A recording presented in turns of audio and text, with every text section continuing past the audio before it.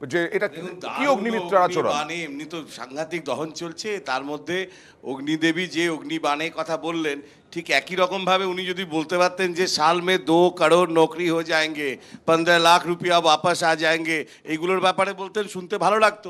উনি যদি বলতেন ওষুধের দাম ইলেকট্রাল বন্ডে 6,000 কোটি টাকা বিজেপি নেওয়ায় আর টিএমসির কে 1600 কোটি টাকা দিয়ে দেওয়ায় আমি আপনি সাধারণ মানুষ ভোগ করছি জিনিসের দামটা বেড়ে যাওয়া, এটা নিয়ে কিন্তু কেউ রাগ করছেন না, না অগ্নিমিত্রা রাগ করছেন, না তৃণমূল রাগ করছে। এগুলো আপনি আমি রোজ ভোগ করছি, আর এগুলোকে আড়াল করার জন্যই একটা রাগ মানুষ তার মধ্যে যাতে মেতে থাকতে পারে। দেখো, অস্ট্রেলিয়ায় ক্রিকেট খেলতে গেলে বাউন্সার যেরকম নিতে হবে, বাংলায় রাজনীতি করতে গেলে এইসব সন্ত্রাসগুলো হবে। কিন্তু আমার আপত্তির জায়গাটা কোথায় বলো তো? সেলিম সাহেব ভুয়ো এজেন্টকে নিজে হাতে ধরে বার করে দিতে পারে। আমাদের বহরমপুরের সালারে আমরা যখন কমপ্লেন করেছি তখন প্রিসাইডিং অফিসারকে চেঞ্জ করতে পারছি। নির্বাচন কমিশনের তো নির্বাচন কমিশন তো কংগ্রেস চালাচ্ছে, নির্বাচন কমিশন স্বশাসিত সংস্থা। আমি রাজস্বীকে বিশ্বাস করতে চাই কৃষ্ণনগরে এটা হয়েছে, কারণ বাকি সব জায়গায় হয়। প্রিসাইডিং অফিসারকে সরানোর মতো ওদের ক্ষমতাটা হলো না কেন? কারণ এরকম ঘটনা আমরা ঘটিয়েছি বহরমপুরে, বা সেলিম সাহেব কিন্তু হাত ধরে এজেন্টকে বার করে দিয়েছে। ওদের প্রার্থী কর্মীরা কোথায়? মানুষের পাশে দাঁড়াবার দায়িত্ব ওদের, শুধু ডায়লগ দেওয়ার জন্য তো আনা হয়।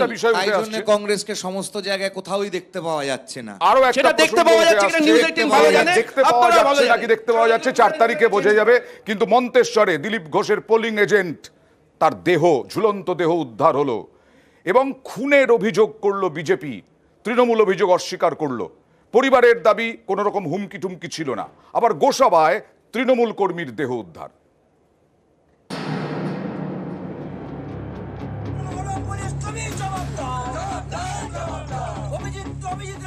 সোমবার ভোটের দিন বিজেপির এজেন্ট হয়ে বুথে বসেছিলেন। বৃহস্পতিবার সকালে তাঁরই ঝুলন্ত দেহ উদ্ধার। এ নিয়ে জোর চাঞ্চল্য পূর্ব বর্ধমান জেলার মন্তেশ্বরে। মৃত বিজেপি নেতার নাম অভিজিৎ রায়। 36 বছরের এই বিজেপি নেতা মন্তেশ্বরের সেলিয়ার বাসিন্দা। বিজেপির বুথ সভাপতির দায়িত্বে ছিলেন। এবার ভোটে বর্ধমান দুর্গাপুরের বিজেপি প্রার্থী দিলীপ ঘোষের পোলিং এজেন্ট হন। এই বিজেপি নেতারই ঝুলন্ত দেহ উদ্ধার। মন্তেশ্বরে বাড়ি লাগোয়া গোয়ালঘরের কাছে এদিন দেহ উদ্ধার হয়। সেই মন্তেশ্বরে যেখানে গত সোমবার ভোটের দিন উত্তেজনা ছড়ায়, কেন্দ্রীয় বাহিনীর লাঠির আঘাতে রক্ত ঝরে, দিলীপ ঘোষের সঙ্গে তৃণমূল কর্মীদের ধস্তাধস্তি হয়। ভোটের দুদিন পরে সেই মন্তেশ্বরে বিজেপি নেতার দেহ উদ্ধার। বিজেপির দাবি তাদের নেতাকে খুন করে ঝুলিয়ে দিয়েছে তৃণমূল। মন্তেশ্বর থানা ঘেরাও করে দিন তারা বিক্ষোভ দেখায়।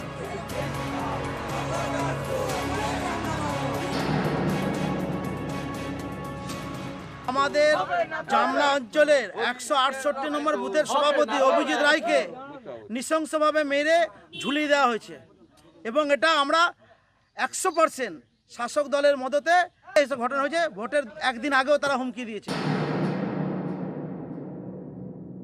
বিজেপি পার্টি এটাকে রাজনীতির রং লাগাবার চেষ্টা করছে। পারিবারিক অশান্তি হয়েছে, উনি মদ খেয়েছিলেন, হ্যাঁ, সেই জন্য পারিবারিক অশান্তির কারণে উনি আত্মহত্যা করেছেন। মিথ্যা অভিযোগ করছে, রাজনীতির রং লাগাবার, তৃণমূল কংগ্রেসের নামে মিথ্যা বদনাম করার চেষ্টা করছে, ভোট পরবর্তী একটা হিংসা ছড়াবার চেষ্টা করছে। মৃত বিজেপি নেতার বাবার মুখে শোনা গিয়েছে পারিবারিক বিবাদের কথা। আপনার কি মনে হয় ছেলে আত্মহত্যা করেছে? আমার ছেলে তো মাঝে মাঝে ঝগড়া অশান্তি করতো, মাঝে মাঝে গলায় দিতে বৌমার সাথে। কালকে সেরকম অশান্তিটা আমি, আমার ছোট ছেলে বা আমার স্ত্রী জানতো, তখন ঝগড়া করছিল সেই সময়। আর কি বলতো যে এরকম করা যাবে বলতো? ওই মাঝে মাঝে বলতো আমি চলে যেত, গলায় ধরিত।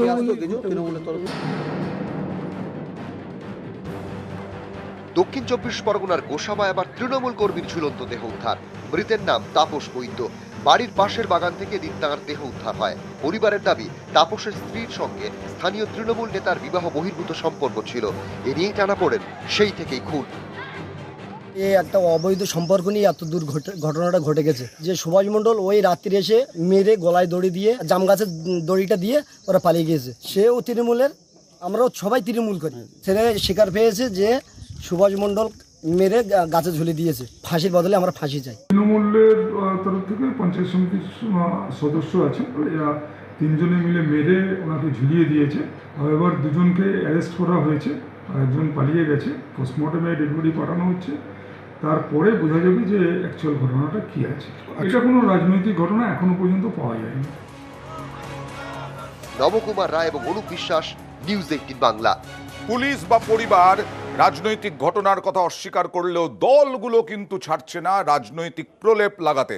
আর এবার দেখাবো, দেখুন এই যে খুন নাকি অভিযোগ, খুনের অভিযোগ, তার সঙ্গে হুঁশিয়ারি যেটা বলছিলাম, আজকে শাসন যেখানে বামেদের ব্যাপক প্রভাব প্রতিপত্তি ছিল, সেই শাসনে আজকে উত্তাল হলো শাসন। নওশাদ সিদ্দিকী পুলিশকে গিয়ে দালাল বললেন, সেই নিয়ে তুমুল তর্কাতর্কি। দেখুন। আপনি দালাল, আপনার কাজ আমাকে বলার এখানে দালাল জন্য দালাল করে দালাল বলেন চাই কুছ করনে তো গুলো মার খেয়ে পড়ে গেছে ওজন অ্যারেস্ট হয়েছে।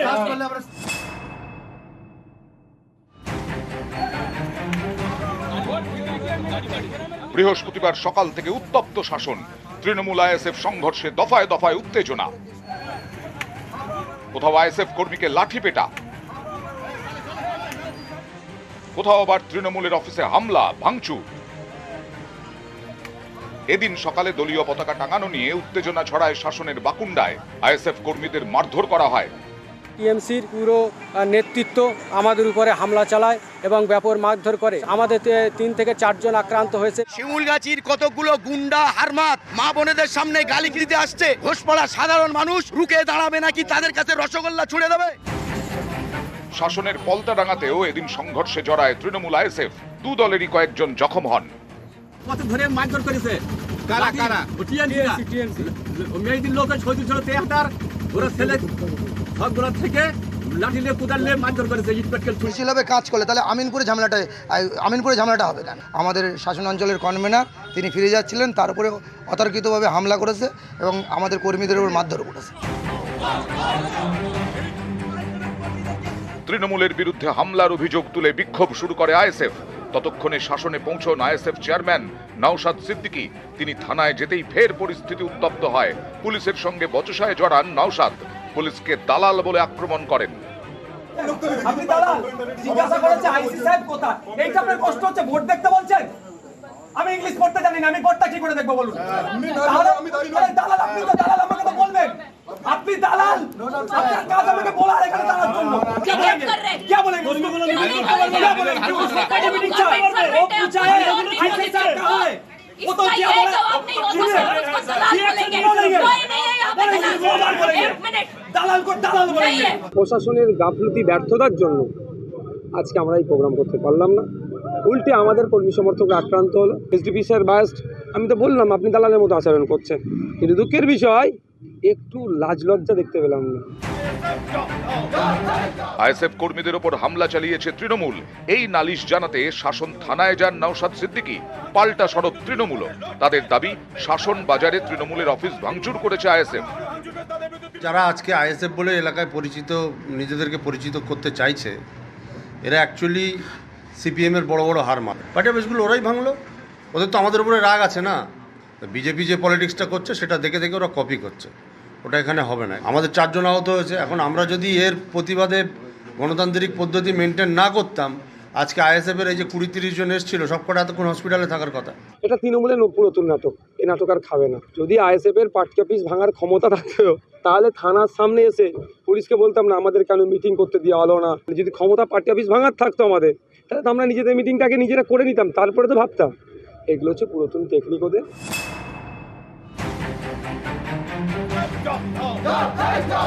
উত্তর 24 পরগনার শাসন, বিধানসভা কেন্দ্র হাড়োয়া, লোকসভা কেন্দ্র বসিরহাট। 1 জুন শেষ দফায় শাসনে ভোট, তার আগে এদিন শাসনে অশান্তি, রাজনৈতিক ক্ষমতা দখলের লড়াই। একসময় এই শাসনে ছিল সিপিআইএম এর শাসন। শাসন বলতেই উঠে আসতো মজিদ মাস্টারের নাম। 2011-এ রাজ্যে পালা বদলের পর শাসনে তৃণমূলের দাপট। বাম আমল হোক বা এই আমল, বারবার উত্তপ্ত হয়েছে শাসন। এর কারণ যেমন রাজনীতি তেমনি অর্থনীতি, কারণ এই শাসন থেকেই অনেকটা নিয়ন্ত্রণ হয় 2-24 পরগনার ভেড়ির ব্যবসা। তাই শাসনে কার শাসন থাকবে এ নিয়ে বারবার লড়াই।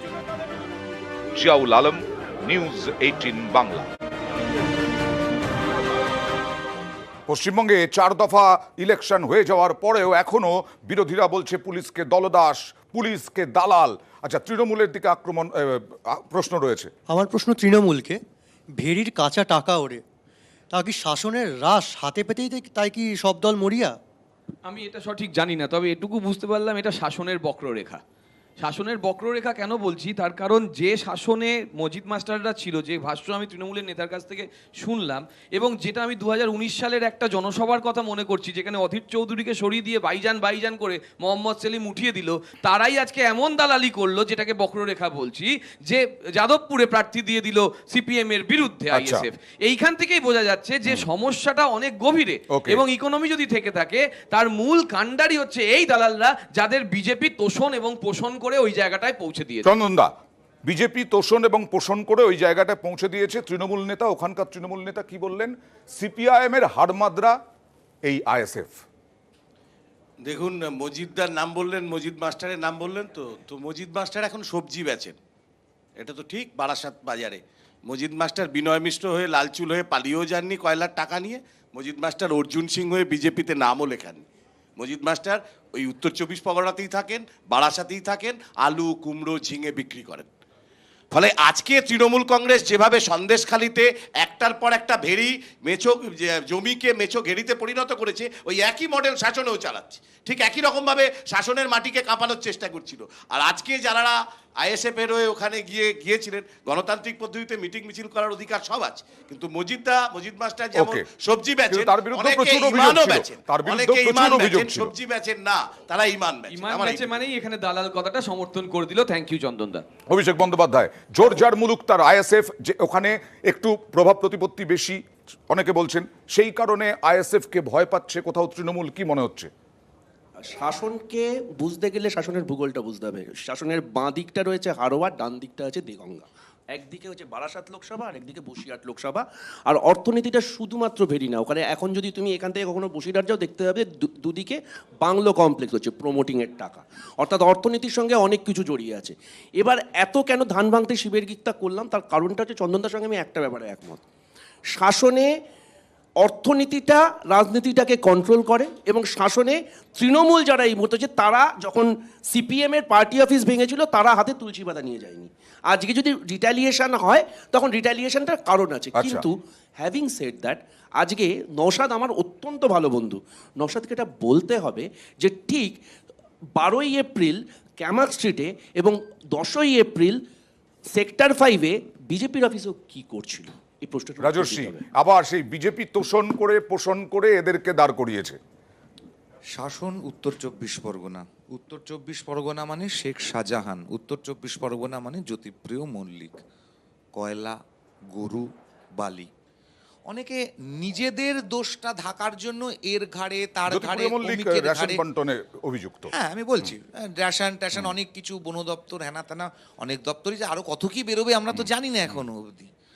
তো যাই হোক, এ বলছে ও বিজেপির দালাল, ও বলছে তৃণমূল বলছে সিপিএম বিজেপির দালাল, সিপিএম বলছে তৃণমূল বিজেপির দালাল। কিন্তু খুব আশ্চর্যভাবে এটা পশ্চিমবঙ্গের বাইরে বেড়ালে পরেই আপনি দেখতে পারবেন, দিল্লিতে গিয়ে সাগরিকা ঘোষ তৃণমূলের, ডেরেক ওব্রায়েন তৃণমূলের, ডি রাজা সিপিআই এর বড় নেতা। মানে কি বলতে চাইছো? না, এরা সবাই একসঙ্গে একটা ময়দানে, একটা স্টেজে, একটা প্ল্যাটফর্মে, রাহুল গান্ধী, সোনিয়া গান্ধী, ডি রাজা, সীতারাম ইয়েচুরি, সাগরিকা ঘোষ, ডেরেক ওব্রায়েন, আমি জানি না এদের থেকে বড় নেতারা, মানে অভিষেক দা বা প্রদীপ্ত দা বা চন্দন দার থেকে বড় তারা না, এরা বড় আমি জানি না, তারা একসঙ্গে বসে দাঁড়িয়ে সভা করছেন, একত্রে জোট করছেন, বিজেপির বিরুদ্ধে কথা বলছেন, আর এখানে এসে নাটক করছেন,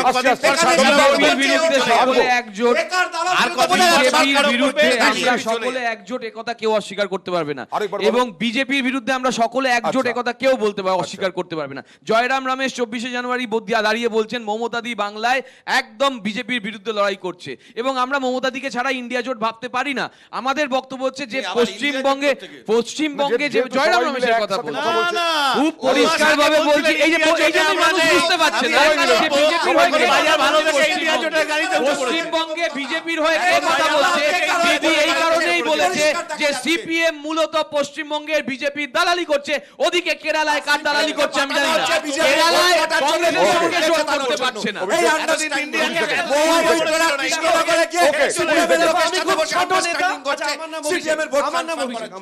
আচ্ছা, আমি খুব ছোট নেতা, দেখো আমি আজ অব্দি এরকম কখনো দেখিনি। উত্তর কলকাতার এখন যিনি বিজেপি প্রার্থী, তিনি সেখানে দাঁড়িয়ে বললেন যে উত্তর কলকাতা থেকে বিজেপির দুটো ক্যান্ডিডেট, একটা অফিসিয়াল বিজেপি ক্যান্ডিডেট, আরেকটা ক্যান্ডিডেট হচ্ছে সুদীপ বন্দ্যোপাধ্যায়, যিনি তৃণমূলের টিকিটে আসে, এবং এর প্রতিবাদে উনি বিজেপিতে চলে গেলেন। তুমি এরকম কোনোদিন দেখেছো যে তুমি বলছো যে ও বেশ, হচ্ছে চোর, বেশ, কিন্তু তার বেশ, সঙ্গে তার ওকে, প্রতিবাদে ওকে। তুমি ওর মতো কিন্তু চলে গেলে। আরে এটা গোটা পরিষ্কার তৃণমূলটাই হচ্ছে, তো তাহলে যেটা বলা হয়, কংগ্রেসে। রাজনৈতিক বিশ্লেষকরা বলেন এ রাজ্যে কুস্তি, জাতীয় ক্ষেত্রে দোস্তি, এই শাসন থেকে চলে গেল দিল্লি, চলে গেলেন দিল্লি সবাই মিলে রাজনৈতিক নেতারা। এটাই অদ্ভুত দেখলাম। 4 জুন কি হবে, এর থেকে বেরোবে কিনা, এই বিষয়টা উঠে আসবে কিনা, সে তো এখনো অপেক্ষায়। কিন্তু জনতার দরবার আর সময় নেই, শেষ করছি। জনতার নেতা সবাইকে ধন্যবাদ আজকে উপস্থিত হওয়ার জন্য। আবার মঙ্গলবার জনতার দরবার।